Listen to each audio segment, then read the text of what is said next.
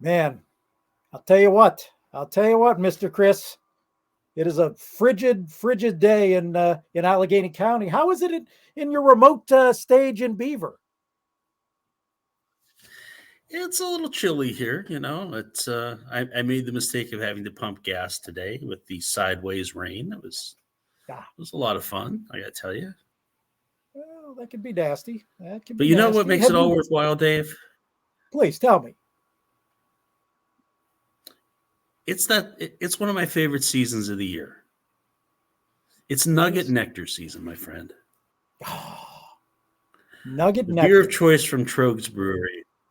I love it. Only comes out this time of year. So I love it. I'm a happy man. I don't blame you, my friend. Oh man. Well, it's a good time to be happy. The city of Pittsburgh proper has been void of a Division II NCAA team until now. Congratulations to the I saw that Point Park Pioneers. They're going to have men's and women's wrestling that they're adding into it. Yeah, you're speechless. Well, there's new leadership there. So it's interesting what they're doing down there. I mean, it's a lot of real estate development and getting back and really just raising the profile of the school. So good for them. Absolutely. And the thing is, I didn't realize this, but apparently their travel costs were outrageous in the NAIA. They're going to reduce it by, I believe, over half by doing this because most of these schools are in West Virginia. Wow. But it's great leadership. It'll bring a lot to the programs. And as I said, this is the first Pittsburgh proper Division II school we've had. We have plenty of Division III and Pitt and Duquesne, of course. And Robert Morris isn't in Pittsburgh proper, is it? Not proper. Okay. Not proper. Then forget them. Forget you, Colonials. But you do not exist. You're dead to us. You're dead to us. But you know who's not dead to me, Fletch? That I got the pleasure of seeing. Who, Monday. Dave? Hail to the victors, Fletch. I was going to make you sing with me. Oh, no. I'm saving myself for you to never walk alone if Liverpool should win, Well, at the halfway point, they have a 2-point lead in the table. So that could be coming up soon. Well, there's no in-season tournament, is there? There are in-season tournaments, but they're against teams from other leagues. Nothing that will jinx them. Okay. Incredibly. What's your record since the raising of the banner? The Los Angeles Lakers, of course, we're talking about. Oh, please. It is just, I railed against that. I know you did. I didn't realize it was going to upset the basketball gods as well. It has done more than upset them. It has put you down in the play-in category from a very good playoff spot. It just not good. Nah. Not good, my friend. No, it's horrible. It's horrible.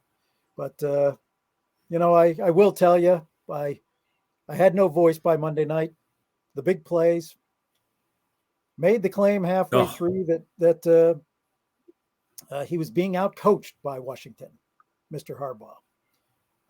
I thought he made some great defensive adjustments in the second half, stopping Michigan. Michigan, their play calls were predictable.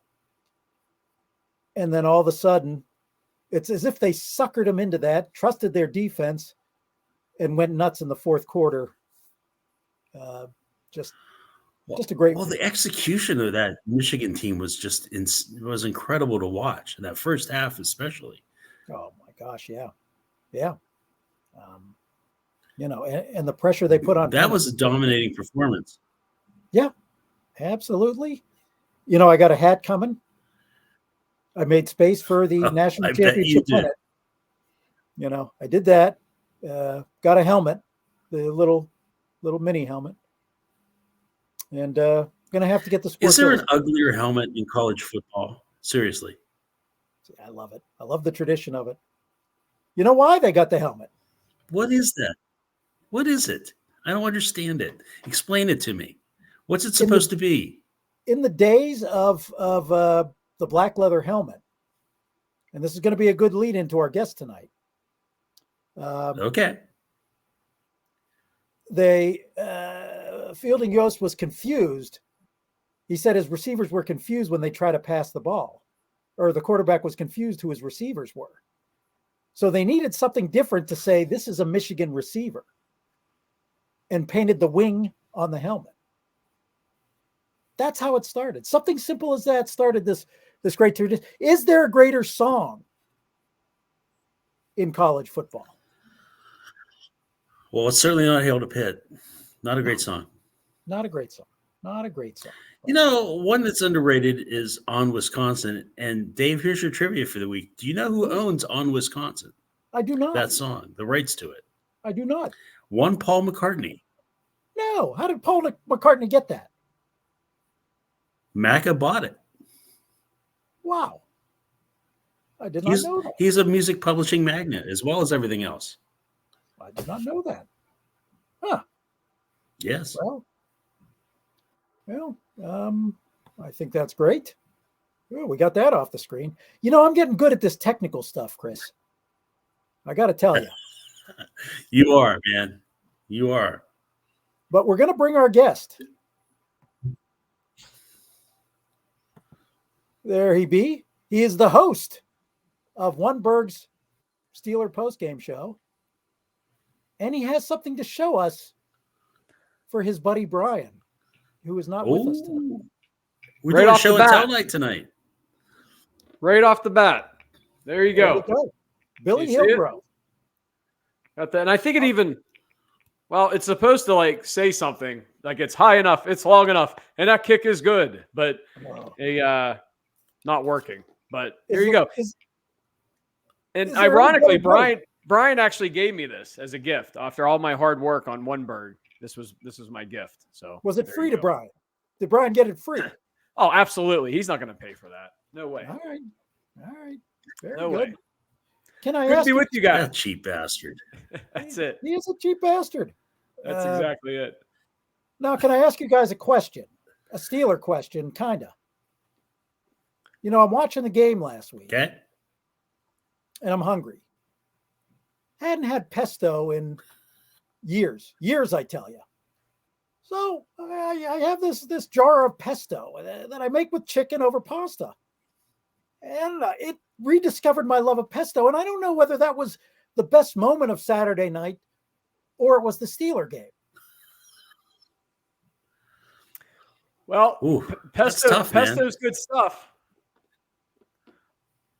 But nothing like going to M&T Bank Stadium and beating the Ravens, though, Dave. I'm sorry to say, man. As good as pesto is, nothing like going to Baltimore and getting a win. Nugget? So Dave, let me ask you, when you were eating your pesto, unlike M&T Stadium, did you put like water droplets on your glasses so you were unable to see the pesto that you were eating, or what? Especially every time the camera went dry, I thought it was best that I put water on my glasses. What the hell would you use that moving camera for if you can't see anything from it? Unbelievable. You think they'd get an intern out there or somebody to grab a towel and wipe that off, right? Exactly. There are colleges around, or they're not. I did it a long, long time ago. I was the runner that ran around and did all the jobs that nobody wanted at one time. So you think somebody would get that. But yeah, guys, what a big win that was for the Steelers on the road, going to Baltimore and then getting the help they needed on Sunday as well. What an exciting weekend. Did you notice that? He's a professional. He was able to segue our pesto conversation into the game. Well, you know, I love to cook, man. I want a little credit for the water droplets, though. I want some water droplets credit for that. That was a good Come one. on. We came full circle. We went from pesto to water droplets to interns to now we're talking about actual football. Before we go into football, would you have hung on the camera to dry it? Absolutely. 100%. Okay. All right. That's gutsy. You get the gutsy guy of the night award. Who are we going to name it after, Fletch? Wow. That's a tough one. You caught me off guard with that one. Who's gutsy? I'm going to say it's the Ed Podolak Award. The Ed Podolak Gutsy Guy of the Night Award. I like it. Very good. I like it. But let's since you segued properly, and it was a good segue. Notice how the darkness of his background blends into our background, Fletch. See, Brian, you don't get that with Brian. You don't get that with Brian. No. Brian's given me 2 gifts in the last 6 months: the Bill Hillgrove bobblehead and this oneBURGH sign behind me to post whenever I'm doing a show. It's fabulous. And his friendship. And his friendship, but was that free too? Take the banner and the points. Yeah, exactly. I agree, Chris. We'll talk a little about your impressions of, heard a lot of people complain, oh, they were a B team, blah, blah, blah. I didn't really see it that way. What's your thoughts, Ed?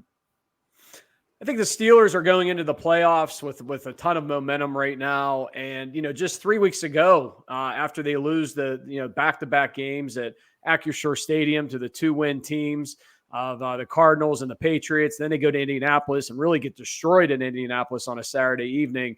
Man, things were not looking good at that point. Everybody was calling for Tomlin's job. Everybody was calling for Kenny Pickett, Mason Rudolph, whoever wanted to go under center.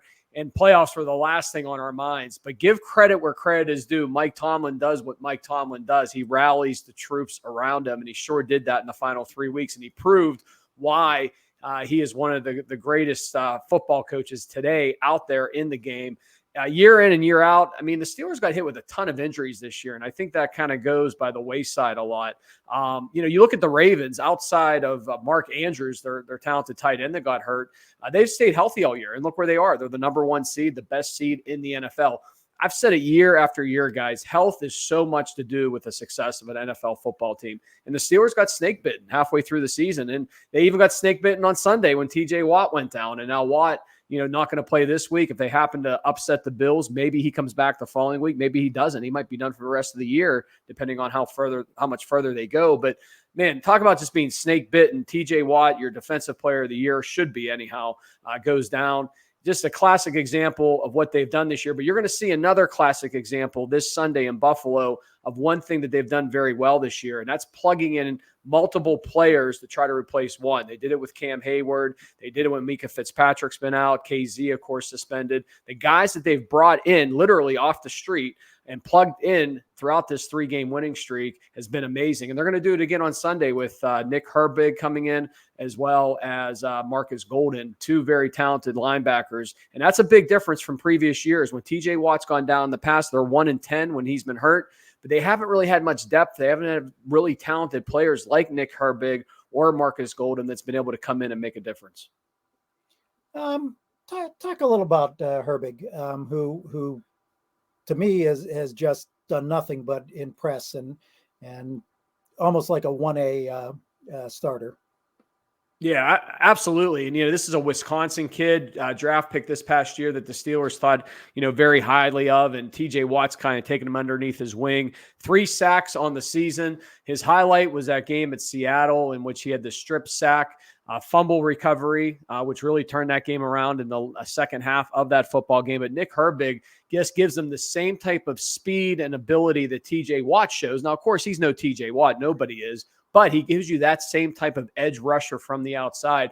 Guys, I'm excited about Nick Herbig, and I'm excited to see him get, a lot of snaps this Sunday in this playoff game. But Marcus Golden, the veteran, he has 4 sacks on the season as well. And, they're a nice complement to each other. They're 2 guys that they can rotate in opposite Alex Highsmith that are really going to make a difference in replacing TJ Watt. And again, can't stress that enough. That's a big difference from previous seasons. They have not been able to replace TJ Watt. They didn't have the depth. They didn't have the players. Well, now they do. So I think it gives them a nice advantage this upcoming Sunday. They're not dead in the water. I mean, anytime TJ Watt goes down, you're dead in the water. I think this at least gives them a little bit of life. Sorry about getting bumped, fellas, but Ed, they're 10-point underdogs. Does that seem to be a lot to you? It does to me. Yeah, absolutely. Buffalo's like the love child right now of the NFL, and rightfully so. They've put together 5 straight wins to finish up the season. They were 6-6 at one point. They had really a rough first 12 games of the season, but during this 5-game win streak that they have had, none of them have been blowouts. None of them have been special. They've been much like the Steelers wins, close games that they've pulled out towards the end, have had a break here or there. I mean, that Miami game, if anybody watched it last Sunday, could have went either way. The Dolphins easily could have won that game. The Bills are not the Bills of last year when the Steelers went there and got blown out, 38-3 or whatever it was. They're not the Bills that we've seen in the past, but they still have Josh Allen, and that is the ratio, and that's what's giving them that 10-point point spread advantage, being the favorite on Sunday, and TJ Watt being out, of course. That point spread would be a lot less if TJ Watt was playing. But I agree, Chris. I actually think the Steelers are going to win this game on Sunday. I think they're going to upset the Bills on Sunday and get this win and move on and play in Baltimore. And the reason why I feel that way is I think weather conditions are going to be crappy. I think Najee Harris in the running game, which going into the playoffs is very strong right now. You look at what Najee Harris has done the last 3 games, 72 carries, 312 yards, 4 touchdowns. The offensive line has been terrific with their run blocking. They are really, humming at the right time going into the playoffs. They have a lot of momentum, and if they can run the ball, which I think they will be able to do on Sunday, control the clock, keep Josh Allen off the field, they're going to win that game. I'll talk a little. I mean, so Ed, to me, I've got a 3-point plan for winning this game, and you hit the number one. I mean, run the ball. I mean, Najee, 202 yards, rushing. They had against Seattle. They ran for like 150 in really bad weather conditions against Baltimore. So that's point number one. Number two, here's a key thing. Mason Rudolph does not turn the ball over. Josh Allen does. Right. And I think that's going to be a key. And then look for a big game from Nick Herbig. I mean, another one of those Wisconsin guys. The Steelers seem to love them. Yeah, I agree with the other points, Chris, that you just mentioned. And you look at Mason Rudolph during this 3-game winning streak as well. He has completed 53 of 71 passes. That's a 74% completion percentage. Pretty darn good in the NFL for 716 yards, 3 touchdowns, no interceptions during those 3 games. And you kind of got to take the Baltimore game out because of the weather conditions and how awful it was. But he still completed 18 of 20 passes, 152 yards, had the big touchdown strike to Deontay Johnson. Yeah, absolutely. That's been a huge formula for their success, is being able to run the ball, because now defenses, they used to stack the box. And that's why Najee Harris got clogged up a lot, because they were basically forcing and daring the Steelers to throw the football downfield because they didn't believe the Steelers would take any shots downfield, or they could. Well, Mason Rudolph has changed that narrative. He does take shots downfield. He can throw the football downfield. And because of that, defenses are backing off. It's opening up the run game. And thus, it's opening up the passing game, because when you can run the ball, it sets up the pass.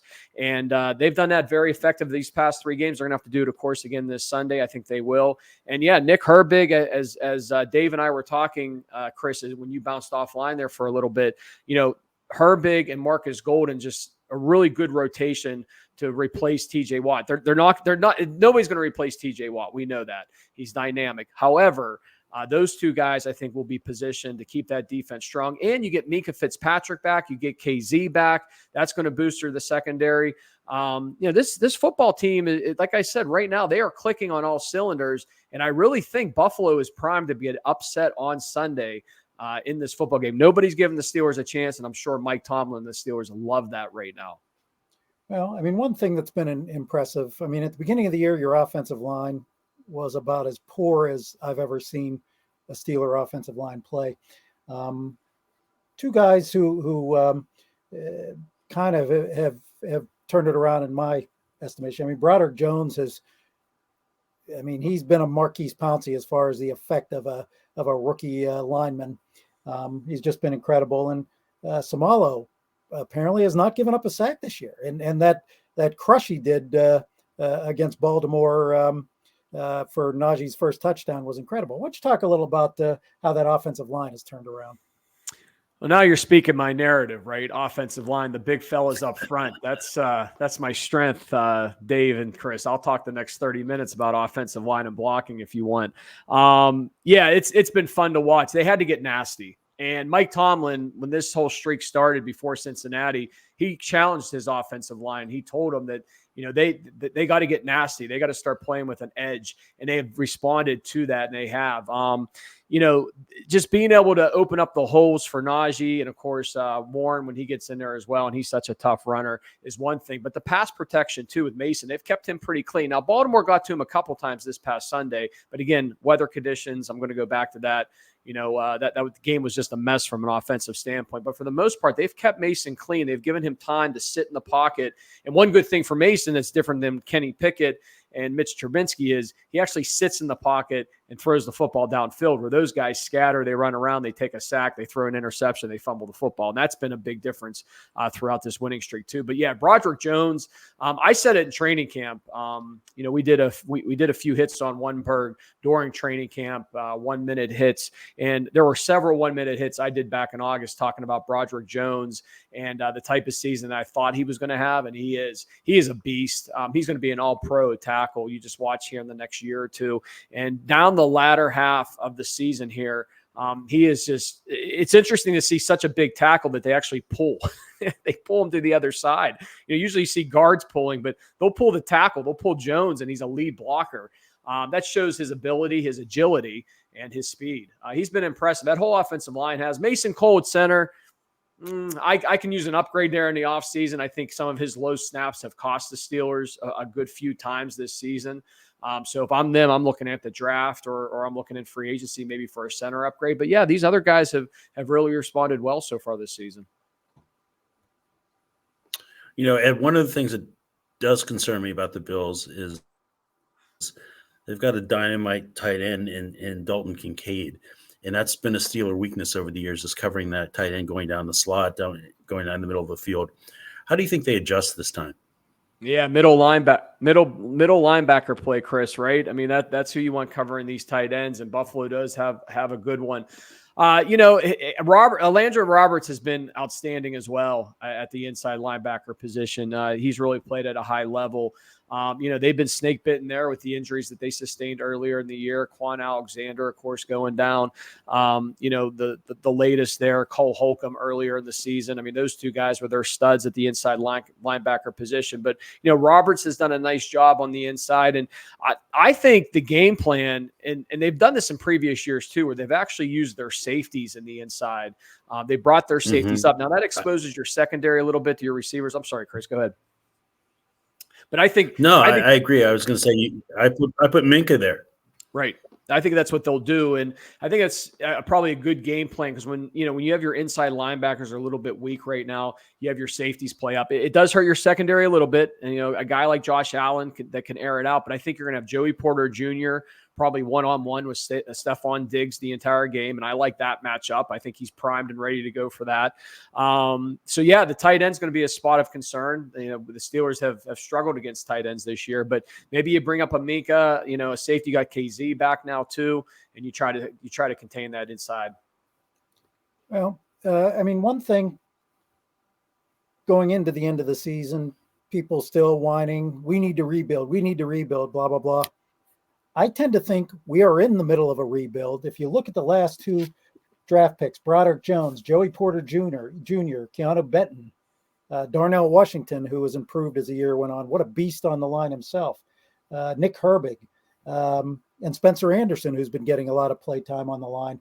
Last year, Pickett, Pickens, Leal, Austin, Hayward, Mark Robinson. What do you think of that concept that we are in the middle of a rebuild? And I think the future is going to look certainly brighter. 100% right, Dave. Could not agree with you more. I've been saying that for the last couple of years that we're, anytime you lose a Hall of Fame franchise quarterback like Ben Roethlisberger, you're going to hit the reset button. And there are other teams out there that have Aaron Rodgers comes to mind. He leaves Green Bay. They have Jordan Love, who struggled the first half of the season. Now he came on late, got him to the playoffs, but he struggled the first half of the season. You look at New England. Since Tom Brady left New England, they have not found their replacement there yet. Brady goes to Tampa Bay. Baker Mayfield got hot this year, fortunately for them, but they're still trying to find a replacement there. It is not easy to do in the NFL to find that franchise quarterback quarterback, and it's such a key piece to the puzzle. And it wasn't just Ben. This team was old. Offensive line, especially up front, the offensive line and defensive line was old. So many just all-pro type talent on that offensive line and that defense retired towards the end of the 2018, 2019 into 2020. They were absolutely in a rebuild mode. In fact, Ben's last year or two, he wasn't throwing the ball very well downfield. A lot of people said his arm strength after he got hurt wasn't back, and I don't think it was. So they were almost starting to think about rebuilding there.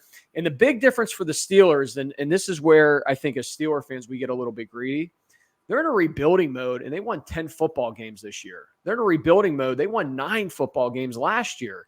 A lot of franchises, Pittsburgh Pirates baseball. Sorry guys, I had to take a shot there. Look at just don't look any further than that. And what they've been rebuilding for over 20 years. A lot of these NFL teams struggle for a really long time. The Steelers, and that's where I think you give credit to Mike Tomlin. Omar Khan, I think, did a fabulous job this past offseason, especially with that draft that you just mentioned, Dave. If they are in a rebuilding mode, I'm happy, and I think the future looks bright. They won 10 football games, and they made a playoff berth. Even if they lose against Buffalo, 10-win season, make the playoffs. And, of course, you're going to hear all the critics. Yeah, but Tomlin hasn't won a playoff game since 2016, another playoff loss. I will say this. I think it is important on Sunday that they don't get blown out again. Their last 4 playoff losses, I looked this up before I came on with you guys. In 2016, and I know I'm getting a little bit off subject. You asked me about rebuilding, but real quick before I send it back over to you, just to make a point here. In 2016, that's the year that they beat Miami in the wild card, went down and beat Kansas City, and that's when they lost to Brady and the Patriots, 36-17. The defense gave up 36 points. 17 is when they had that horrible loss against Jacksonville in the divisional round, 45-21 at home, gave up 45 points. 2020, they're 12-4, wild card game at home against Cleveland. That's the snap over Ben's head from Pouncey.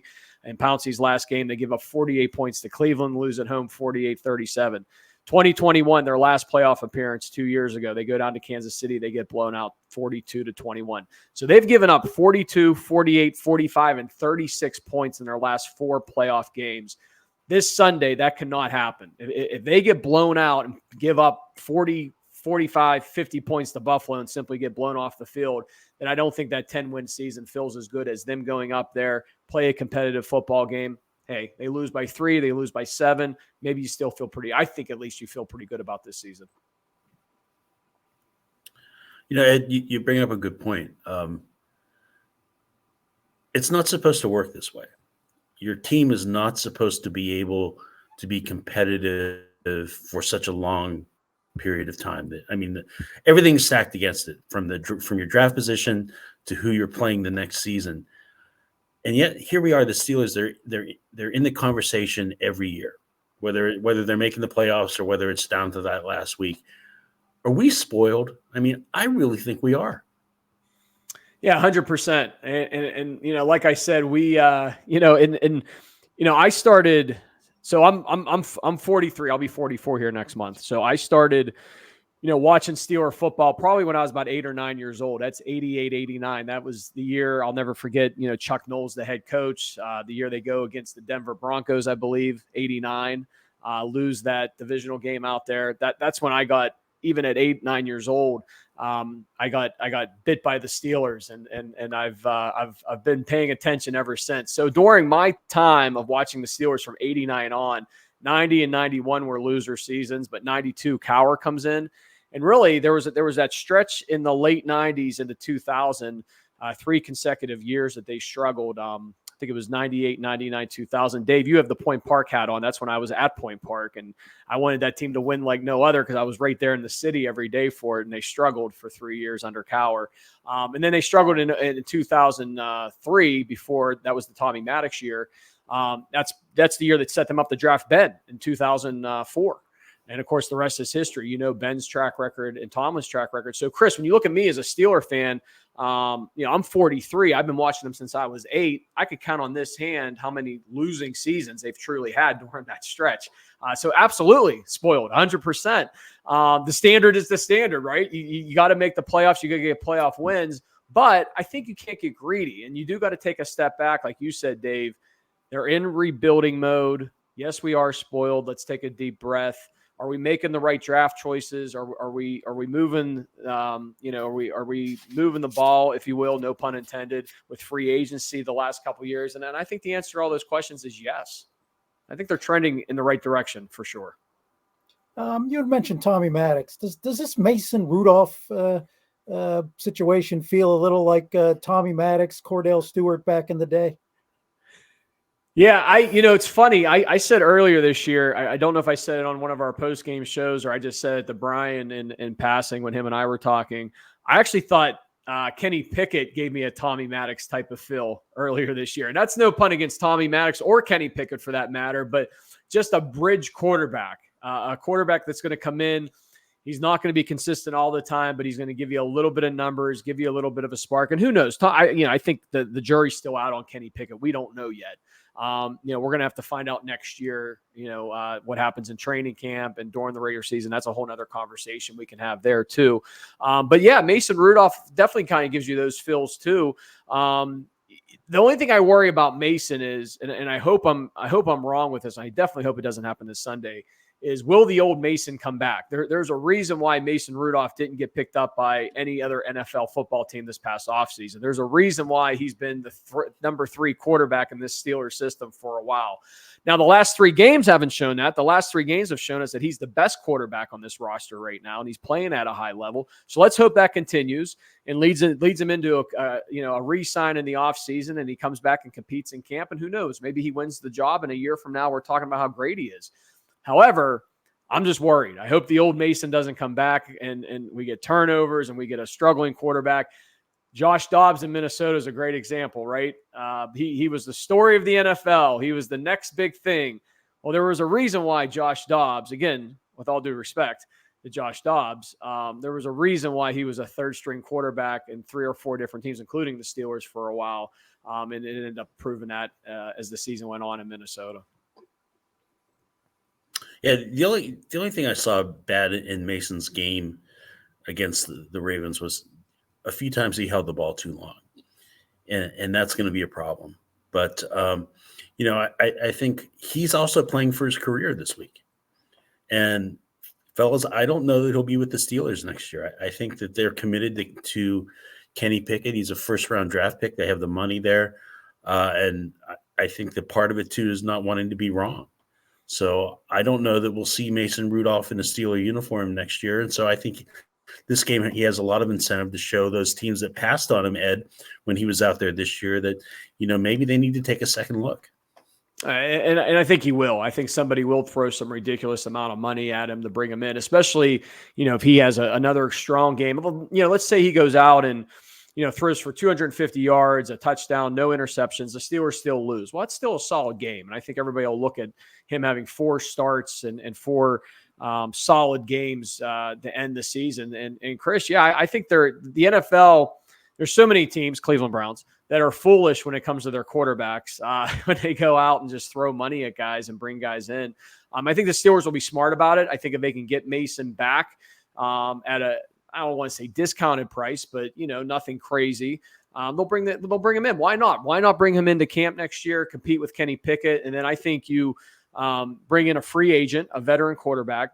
And I think if you have a chance in the draft, and the draft is very, very deep this year for quarterbacks, so there is going to be opportunities in the 3rd, 4th round to draft a quarterback. And I think you have 4 quarterbacks in Latrobe next year, including Kenny Pickett. And if I'm Mike Tomlin, I say, go at it, guys. Whoever's the best is who's going to start the regular season. But Mason Rudolph may not be one of those 4, though. You're right. Somebody could throw a lot of money at him at the end of this season and sign him, and he won't be back with the Steelers. Well, let's turn the conversation to the college version of football, if you don't mind. Yeah. Hail to the victors. Hail to the victors. I certainly, as a Michigan fan, was thrilled beyond, and my wife wasn't thrilled as I woke her up a few times screaming. But let's talk a little about the opt-out mess, especially with what happened at Florida State. Who, yeah, you got screwed out of a playoff spot. I agree, but to me, that 26 players opting out lies on the coach whining about it rather than, I mean, that's an important game for Florida State to go undefeated, to finish probably in the top 3 once it all laid out, instead of one of the most, I'm going to say not one of the most embarrassing moment in the program's history that hurts recruiting. These opt-outs just irritate the hell out of me, because who made it?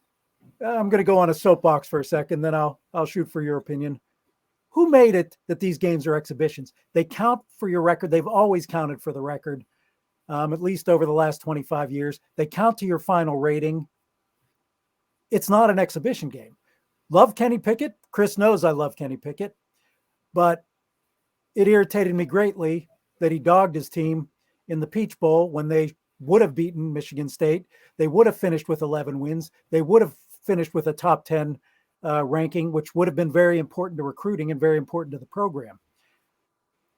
To me, anybody that's first place, you're getting NIL money in the 7-digit range. I mean, Peyton Manning's kid's getting $2.8 million to sit on the bench at Texas. So therein lies the whole, these innocent kid arguments. Second, when somebody comes up and claims their kid's 18 to 20, that's not the people opting out. People opting out have been playing 6 or 7 years in college, which again is ridiculous. Should be a 5 years to play 4, and that's it. But anybody who complains that NFL players are selfish, blah, blah, blah, this is where it begins. Because that's not, in my eyes, that's not being a teammate. You play the whole season, and now you're taking money for the whole season. I absolutely do not take any excuse on why somebody would opt out of a bowl game. Please, your comments. Go ahead. Yeah, so Dave and Chris, this is the old school thinking of the three of us. And I agree with everything you said, Dave. Unfortunately, though, that is not the current generation in college football. And that's not the way that they think, obviously, opting out of these games. 100%. I mean, you are, especially then now you throw in the NIL money. So, these guys are getting gifted, compensated, and rightfully so. They should be with how much these schools make off of their game and what they do. But Ed, let me interrupt you for 1 second, though. They don't get paid NIL money for bowl games. Right. That's just the sign, right? Just to come out, just to sign with the program at the beginning of the season. You're not getting additional compensation, Chris. That's what you're referring to. Whereas the schools are absolutely they do not get paid any money for the bowl games. So the schools are absolutely getting compensated, though, right, for going to a bowl. They make a ton of money for going to these bowls, hence why they even do them. If it wasn't for that part of the equation, then we wouldn't be watching the Mayo Bowl, which, by the way, the most disgusting bowl ever, in my opinion. I hate mayo, so every time I see a coach getting doused with a bowl full of mayo, I cringe and want to run the other way. Is it even better than eating a live mascot in the Pop-Tart Bowl? That was good, too. That was a new one this year we saw, too, right? So that would have been the Pit Bowl. Eat me. Sure. And I'm a Pitt football fan. But is there a better trophy in sports than the Pop-Tart Bowl trophy, though? The greatest trophy ever. It's a great trophy, no doubt. But back to Chris and Dave, back to your point is, I mean, and I think you owe it to your teammates and your school to play, but, and that's a big but, a lot of these guys are going to be first or second round draft picks. And I think there's a bigger picture there of risking injury in those games and risking a lot of money playing in the next level. Again, I'm an old school guy. If it was my sons, I would want them to play and be there for their teammates. But at the same time, if somebody presented me with a $42 million potential first round draft pick the following 3 months from now, I might have a different opinion on it. So it's kind of hard for me to sit here and also say that I wouldn't say to my kid, hey, don't play in that game.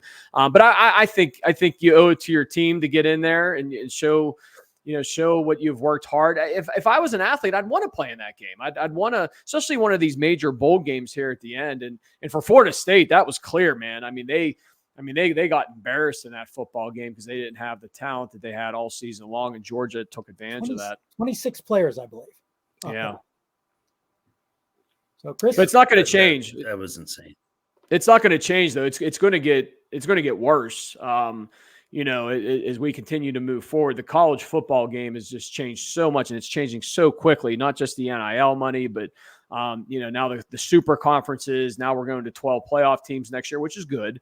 But at the same time, I really think the landscape of college football is changing, and it's changing quickly. And I think you'll probably see more of these opt-outs as you go forward. Well, here's how I fix it, Ed and Dave. One thing, you can't have the NIL, the transfer portal, and early signing happening all at the same time with these bowl games. You got to move the transfer portal to the end of the academic year, for the student athletes, then they can rethink things. Maybe you do it after the spring game because, who knows, things could change for them in terms of their playing time and all of that at the end of the spring game. But you have all these things hitting at once. And of course, people are going to opt out. It just, the way the system is set up now, it leads a lot of kids to make that choice. And it's not. And the other thing that's going to have to happen is the sponsors are going to have to say, "Hey, wait a minute, this is not what I'm paying for. I'm putting my money to sponsor this game, and I'm not getting the best players. We need to fix this." Yeah. Well, I also think college football needs, and they won't because there's too much money involved. But if you take 12 teams for a playoff, let that be your 12 playoff games. Let that be your bowl games. Why do we have to have the Mayo Bowl or the Pop-Tart Bowl or the Tony the Tiger Bowl? I know it's all money based, and don't take my Pop-Tart trophy away from me. Damn you! Do not do that. That's what he's doing. That's exactly what he's doing. That's what I would do. I just think these. I mean, did you guys watch? I didn't watch any bowl game other than the two semifinal games. And if the Rose Bowl was not one of them, I would have watched the Rose Bowl regardless. That's a tradition. I always watch that. But I watched the two semifinal games and the final game. That was it. I didn't watch one other bowl game. No interest. Nothing. See, I'm one of those idiots that will sit there and watch just about every bowl. I love college football, but you mentioned the injury thing. Two people that have noted high draft picks were injured. Both were picked in the first round. Both losses were minimal, which I'm sure insurance covered. Both ended up having great careers. So I don't even do it. Plus the fact you can get injured in practice, you can get injured anywhere. I don't use that. If you're going to opt out of a game against an FCS team early in the season. That is a useless game. That's a useless game. Right. And again, you can't, to me, as far as not getting paid, hang on one second. Chris is back here. We're going to bring him back up. I understand technically you're not getting paid for an NIL for playing a bowl game, but over half the teams are going to play in a bowl game. It's not a surprise. The NCAA has to, and right. When we talk to transfer portal, I'm all for it because those kids aren't guaranteed their scholarships year in and year out. Right. So it's got to be a two-way street. If you're not guaranteeing their scholarship, and I've had kids of friends get screwed out of a scholarship because they found somebody better. A lot of these kids in the transfer portal aren't there because they don't want to be at the school. They're there because they were asked to leave because the coach finds somebody better to replace them. So I got no problem with that, but I agree 100% with Fletch. They need to move that if you're going to have a bowls. If you're going to have the bowls, then you're going to do the bowls. You need to do the bowls right. Yeah, there needs to be an off season like the NFL. Once the national title game just ended this past Monday, so open all of this up, here in the next couple of weeks, and have it go through up until the spring games in April. 100% agree. That's actually a very good point, Chris. They do need to change the timing on that. Yeah. Well, you mentioned the NFL, and the funny thing is the NFL doesn't give a shit because they're getting a free minor league out of all this. They're like, hey, do whatever I don't care. Whatever. Have fun, boys. Yeah. And, right. And don't the the UFL? Is that our new amalgamation? Yeah. The Marvelous amalgamation? The XFL and they merged, right? They created a baby. Okay. Yeah. If we were here, Brian would be visually describing how they did that. So, Ed, we don't want you doing that. No, you're good. Okay. But I mean, at the Power 5 level, it's professional football. It's no longer college football. I don't have a problem if they go super conference. I don't have a problem if they take 3 or 4 conferences. If the NCAA still wants to be the overseeing, they need to champion that effort and just cut them off. And anybody who's not in there, the so-called Power of 5, becomes their own version of an FCS. Maybe there's 2 divisions of FCS that you have, but it can't go on the way it is. I mean, you can't. What happened to Florida State should just be a slap in the face to the NCAA, that you can't go on like that anymore. Yeah, 100%. In college football is such a great game, and it's college football, NFL, back to back right there as far as the popularity goes out there.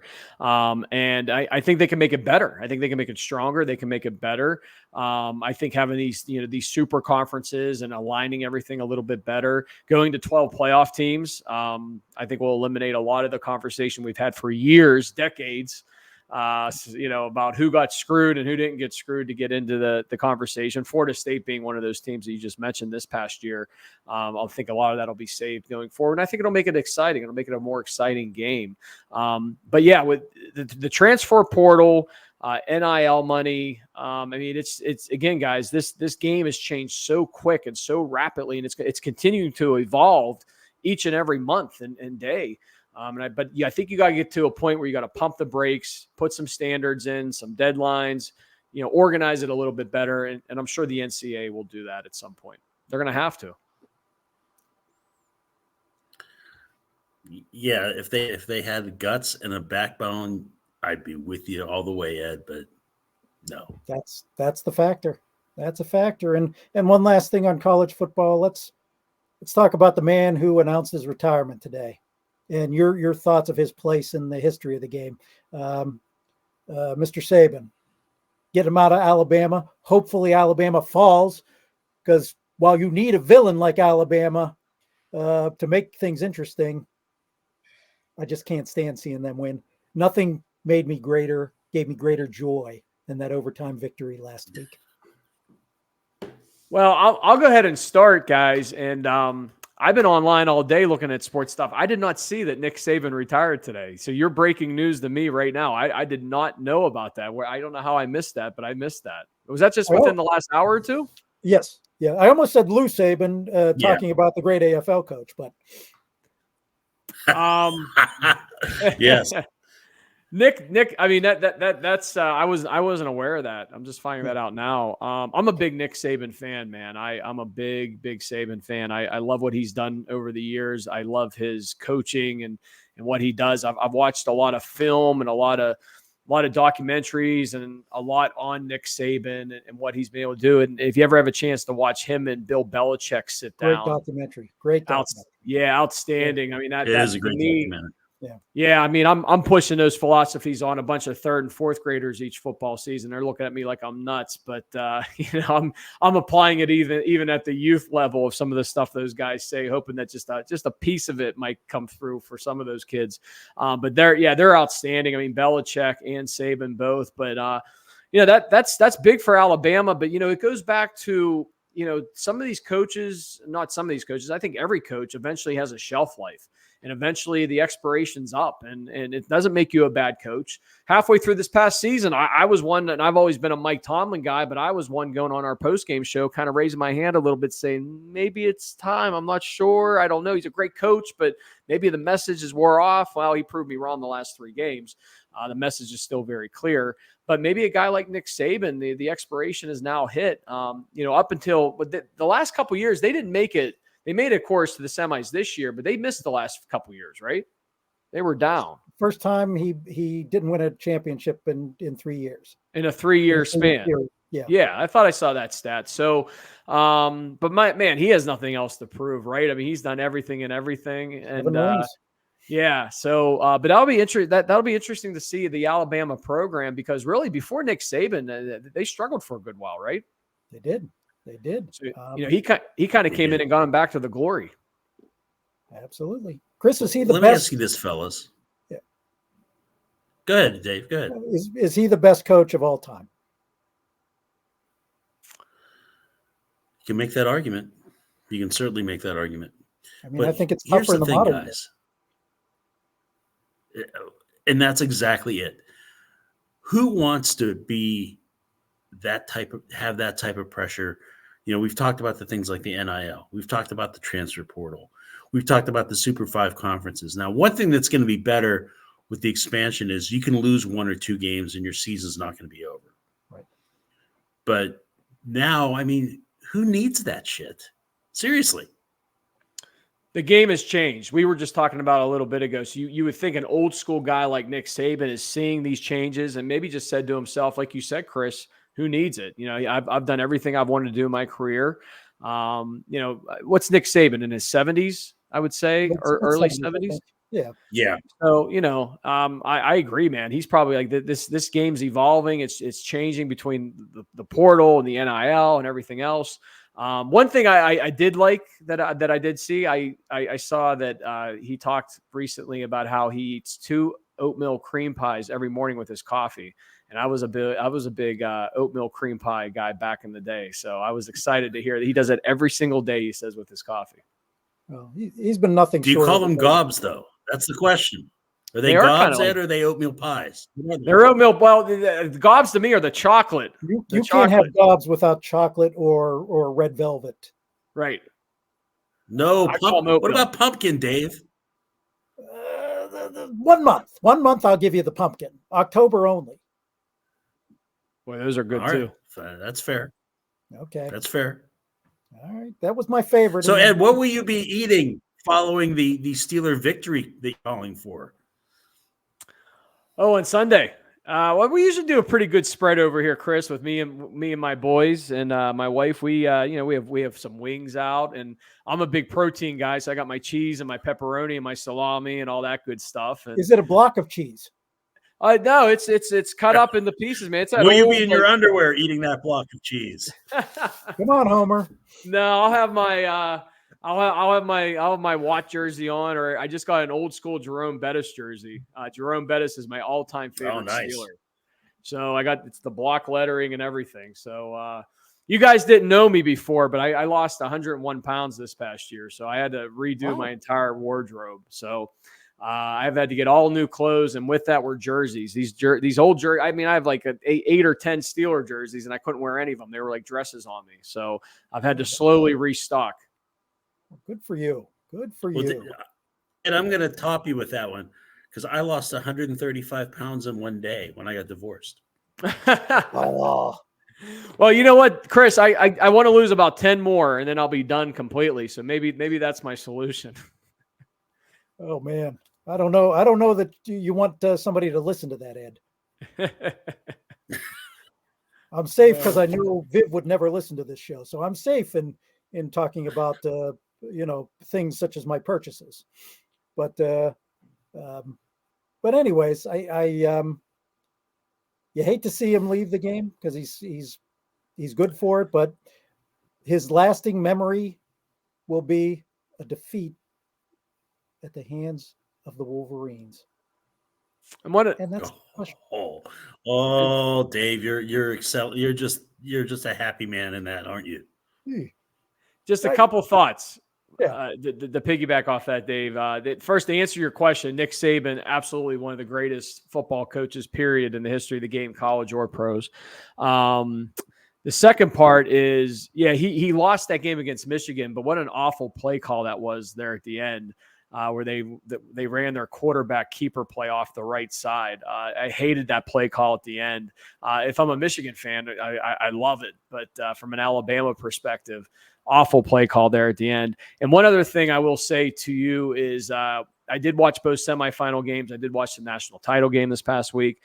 J.J. McCarthy was very impressive at the quarterback position. His poise and what he was able to do under pressure.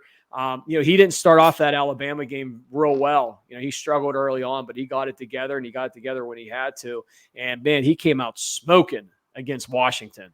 That start that they had against Washington was incredible, and they never looked back. That guy's a competitor. And I saw something today that the latest rumor is the Denver Broncos pick at the 12th spot in the draft.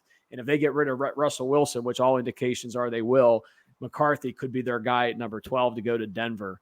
I think whoever gets this guy it has a tremendous amount of upside. He's a winner. He's a competitor. And I was very impressed with him during this playoff season. No, certainly great. And that does was probably Harbaugh go too? I think he gets a feel of what might come, because he could get bounced out for a year. So if he gets the feeling that's going to happen, yeah, I think he goes to the NFL. But Lord knows, I hope they're supposed to be making him a very attractive offer to stay there. So hopefully that happens. But I'm going to say he's probably going to end up in the NFL. So are we? Yeah, me too. And Brian posted this on oneBURGH the other day. But are we more annoyed by the Harbaugh family, or are we more annoyed by Taylor Swift and Travis Kelce? Would you rather look at Taylor Swift, or would you rather look at an 80-year-old ex-coach? Taylor Swift, 100%. There you have it. Fletch? I haven't heard Harbaugh sing. Did you hear him singing the? Yeah, I want to hear him sing. There was a clip I saw today of the old school song they were singing in the "Happy Times Are Come Again" or something. What were they singing in the locker room? For He's a Jolly Good Fellow. That was it. Did you see that?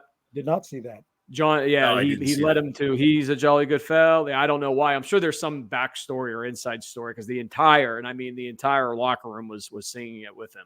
So I'm sure there's some type of backstory from training camp or something with it. But who has it better than us? I mean, the Harbaughs are impressive, all three of them. I mean, what they've done, in the college game and the pros, as much as I hate the Ravens, I respect the Ravens.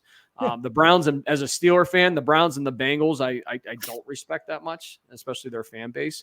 Right. But the Ravens, I respect, and I don't know why, but maybe it's because they're built like us. But I'm the same way. Yeah, and John Harbaugh is one of those guys. I mean, yeah, he's just one of those guys that I don't want to like, but I kind of like, and Jim Harbaugh, when he was with the 49ers and he turned them around after years of losing there and took them to the Super Bowl. I like Jim Harbaugh. I like Jim Harbaugh when he was a quarterback. He was a great quarterback. He was. Here's breaking news, by the way. NCAA President Charlie Baker said Michigan earned the football national championship fair and square. Right here on my phone. There you go. Yeah. That was all blown out of proportion too, don't you think? The sign stealing scandal. I mean, you mean to tell me no other NFL team, high school football team, even youth football team that I coach, and I'm not saying we do. We don't. I don't steal signals, but there's not many signals. You run 3 plays. But, you mean to tell me in the college game or the NFL that's not happening? Come on. Well, all colleges have a coding department to decode signals. So just spend the money, put a damn earpiece in the quarterback's ear and a linebacker's ear, and you don't have this.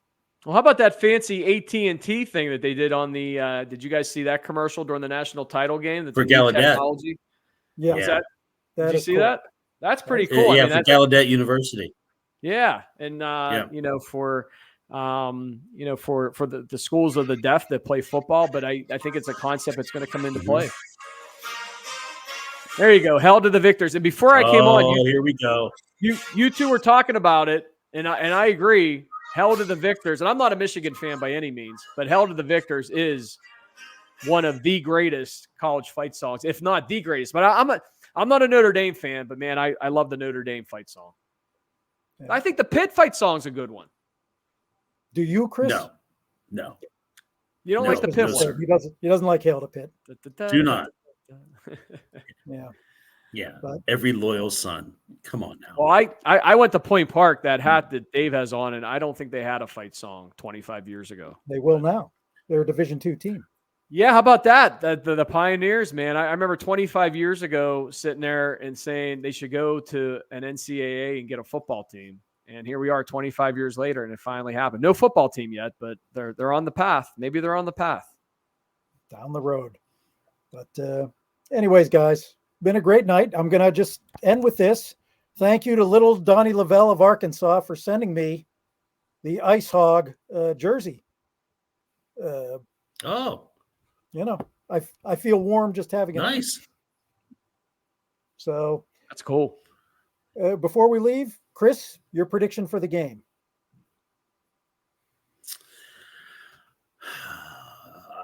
Steelers by 3 in an upset. I can't believe I'm saying this, but you know, Ed, you've talked about them getting blown out the last few playoff games. I see this as a game that if they keep it close, they're going to win at the end. Ed?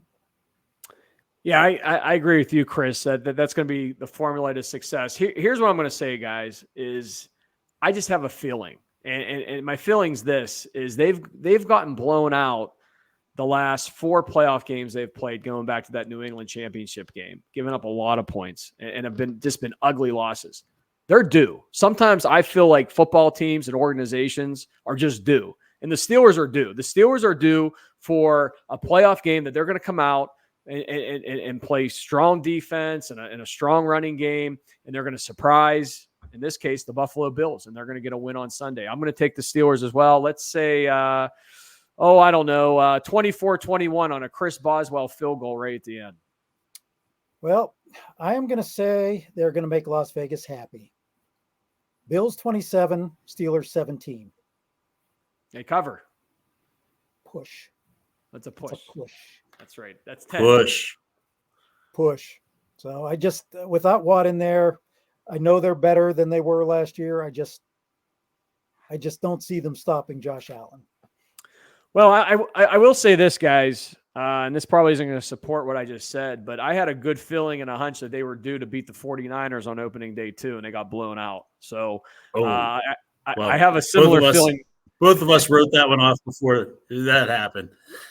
Yeah, I was like, man, they're going to beat the Niners at home. I feel real good about this game. And then, of course, we know what happened. So, and the same with Jacksonville. When they played Jacksonville at home, I felt real good about them rebounding in that game, and that didn't happen either. So I hope I'm wrong from that standpoint, but I hope I'm right on the outcome. Well, we both had them 11-6 this year, so we did pretty good. Yeah. I wasn't with you guys at the beginning of the season, but I have a buddy, him and I, we exchanged texts at the beginning of the season and do the same exercise. And I actually had him at 11-6 as well. But I had him at 11-6, winning the division at 11-6. But they went 5-1 in this division. First time in NFL history that every team was over 500. How about that? And they go 5-1. And really, that loss against Cleveland at Cleveland, they could easily have won that game too. Yeah, absolutely. Yeah, could have been 6-0. All right, guys. You have a great evening. What happens? Yeah. Happy New Year. Happy New Year. No, too late to say that. Larry David says no. February 4th. Final season. Curb. Yes, it is. Great show. All right. We'll do before then. We will do our ode to Curb before the final season starts. Sounds good. All right. Have a good night. Thanks, guys. I enjoyed it. Thanks for having me.